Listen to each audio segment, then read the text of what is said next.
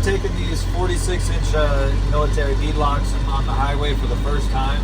I have no idea what they're going to drive like. I don't know what the RPM is going to be like.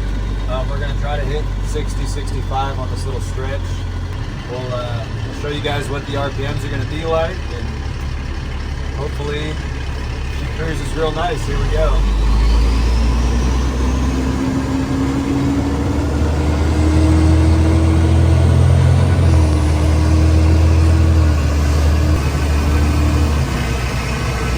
This speedometer says we're going 45. How fast are you going? 49. Okay. See if I can get that. It's got plenty of speed.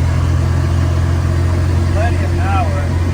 Alright, we're going 55. What's that speedometer say? 58. Let's see if I can get 60. Yeah, 60, 62, 63.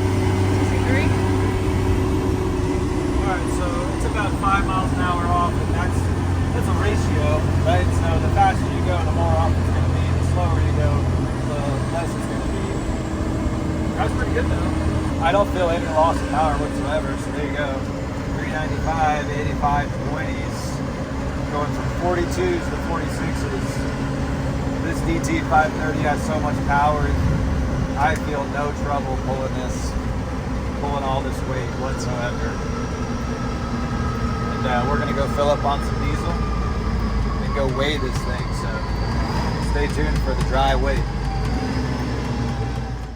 All right, well, we couldn't go to the weigh station, so we stopped at Sister's Coffee, but I realized that I didn't get the RPMs, so we're going to go back, get another video on our way back home, and get the RPM at 60, 65, so you guys have a better reference for that.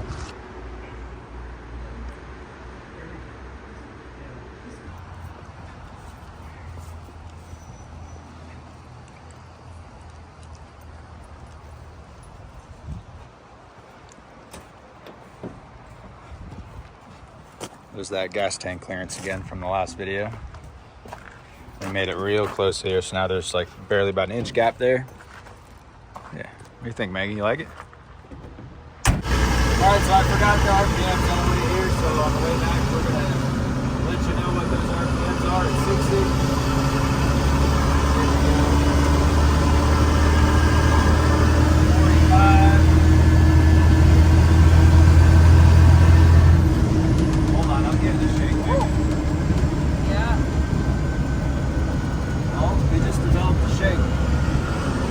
Got some kind of shake going on. I don't know what's going on.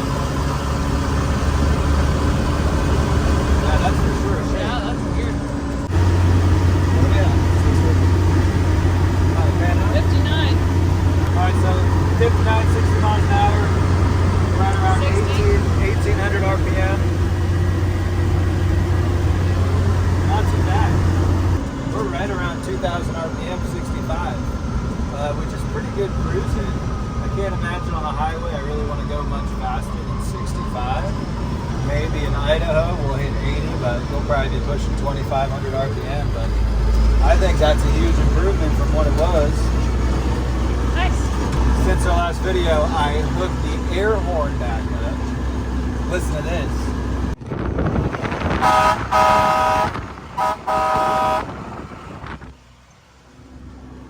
I'm going to press that so many times.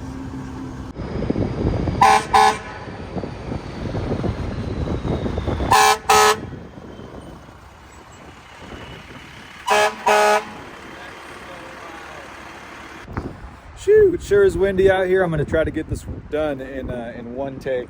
Yeah, so it drives really nice. RPMs are nice and low, but they're not too low. Still has plenty of power. It's not like you're going from 42s to 54s. You're going from 42s to 46s. So it's not that big of a deal. I'm not sure what the DT 466 is going to be like, but this DT 530, this one's the 300 horsepower one, so it is powerful. I don't even notice a difference in power. I really don't. This thing has plenty of power. So we did notice a little bit of a shake on our way home. Not sure if that was the road or if that was one of the tires, if they're overinflated, underinflated, or just because we're a cab and chassis, right? And there's not enough weight back here. but we did experience a little bit of a bounce. So I'm gonna check the wheels, check the pressures, and see if there's something unusual. Didn't notice that on the way in, noticed it on the way out. But other than that, these tires aren't even loud. And I'm pretty used to muddies, but don't notice a difference between these and the other guys. So what's next for this International? So we have to build a bed. So we're gonna have to put a subframe on here. I do wanna get a wheel lift out the back. But the biggest thing I wanna put on here is a side puller, an in the ditch side puller. I would love to mount one right there. I'm trying to work with them. I would love for them to sponsor me in this video. That would be absolutely sick, but that's just like a dream. We haven't heard back from them yet, so we're gonna look on Marketplace for any leads on a used in the ditch SP12. That's the 12,000 pound one. Don't think we want to go up to the biggest one they got, just because of clearance issues, because we still want this to be kind of high clearance vehicle. And I think the biggest one they got, I think those outriggers sit pretty low. It's lower than we want. But anyway, if you guys know any leads for an in the ditch side puller SP12, I would love to buy one and put it on this rig. Please let me know. I like buying used. I'm a used guy, I'm a Marketplace guy, I'm a garage sale guy. I like to recycle, reuse. Obviously, that's why we have a lot of old trucks and not a single new one. And the money savings. So please, if you guys have any insights, know any wrecked trucks that had one, I would love to buy it, put it on this truck, show you guys the installation process, and do some recoveries.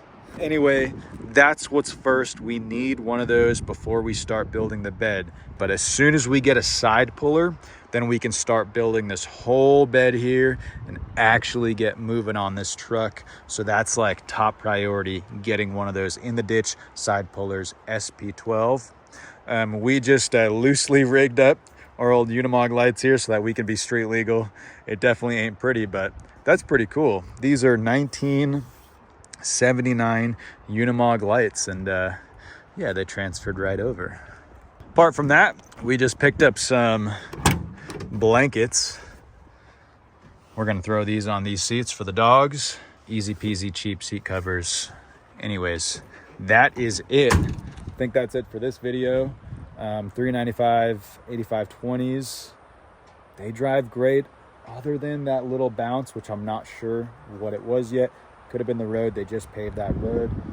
Could be low pressure. Could be anything, really. Could be the fact that we have no weight on this truck.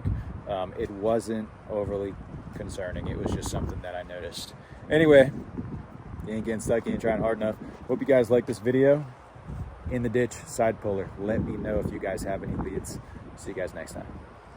I love this truck. Absolutely love this thing. Can't wait to actually start using this thing and driving it. All right.